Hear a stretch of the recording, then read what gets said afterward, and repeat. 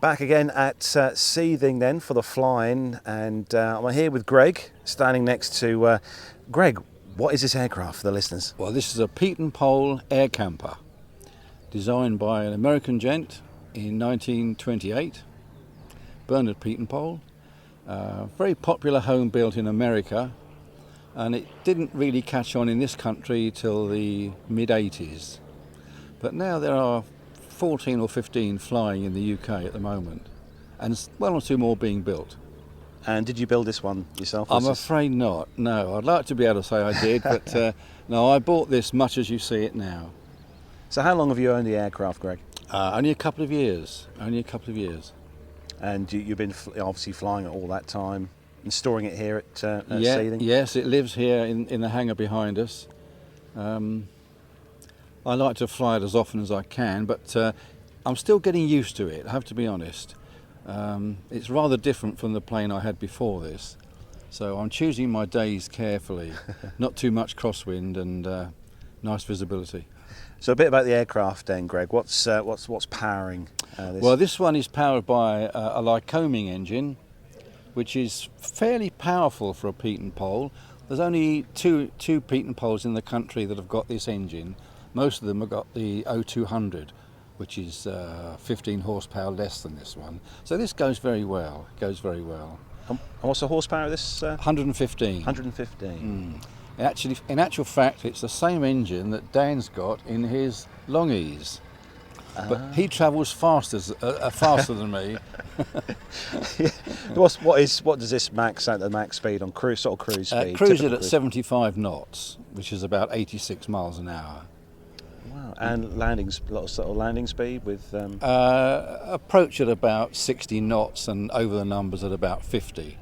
It's fairly slow. Fairly docile. And what's it like to fly? Obviously, yeah, being breezy. I say open air. Yeah, it's often been described as a Marmite aeroplane. You either love it or you hate it.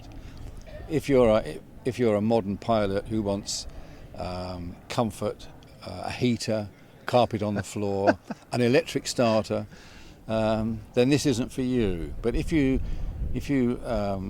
like the idea of the golden age of flying, the 20s and the 30s, where you had to use chocks and hand swing it and head in the breeze, then it's ideal. It's very nice, very pleasant. So it's dual seat or two seat? Yes, it's a two-seater. You can fly it from either seat. It's got dual controls. The pilot always sits in the back because some of the important controls, like the fuel cock and the trim tab and things like that, are in the back. Oh. But you can actually fly it from the front. Oh. So what's the furthest distance what is the typical run with a full tank of fuel on the range? Well, it only carries about 15 gallons. Okay. It's not a huge tank. If you're asking me how much does it use in the cruise, I can't really tell you. I haven't experimented with that yet. I tend to fly it around, and when it needs fuel, just pour it in, So range-wise, sort of 2 or 3 hours endurance? Yeah, something of that order. Yeah. Slightly longer than the range on my bladder. You're lucky. There's plenty of airfields around this area you can fly into. Yes. Yeah. We're well served with airfields. So a bit about the aircraft itself then, obviously you said it was built, what year was this built, you said? Well, it first flew in 2005. I suppose they must have been 2 or 3 years building it, maybe longer, I don't know. I've only met the guy once who built it. I didn't get round to asking him how long it took. But so are these still available? The plans are. The plans, yes. yeah. It's a plans-built aeroplane. It's not a kit. You buy the plans, and then you buy the timber, the spruce, and the glue, and you cut and saw and glue, and until you end up with an aeroplane. And also another thing as well, I just noticed now wooden prop. Obviously, with a lot of modern GA aircraft now, they have a different style of prop. Aluminium propellers. Yeah. Yes. But it's one of those things. I think when you think of an aircraft of this kind of era, when this was first conceived, I suppose you always can think of a wooden prop. Wood. Yes. Yeah. Yes. So what's it like to fly? When you're up there, is it very exciting? It's somebody said to me, it must be like flying in the First World War, but without a gun. But, no, it's very pleasant. I must admit, it's slightly more pleasant in June than it is in January, for obvious reasons. But I like it. So you also, we were just saying before we started, you also own another aircraft here as well in the hangar behind us, don't you? Yes, I do. That's called a FRED. That's a Flying Runabout Experimental Design, that's short for. And I'm guessing it's a very different aircraft to this to fly. It's very similar in many respects. It's open cockpit, of course. It's even slower than this because it's only got a Volkswagen car engine up front. Yes, a converted VW engine. Wow. So sort of what we're talking about, sort of 60, 70 horsepower kind of? Not as much as that. Really? About 45, I would estimate. Okay. And obviously you've got the two aircraft here.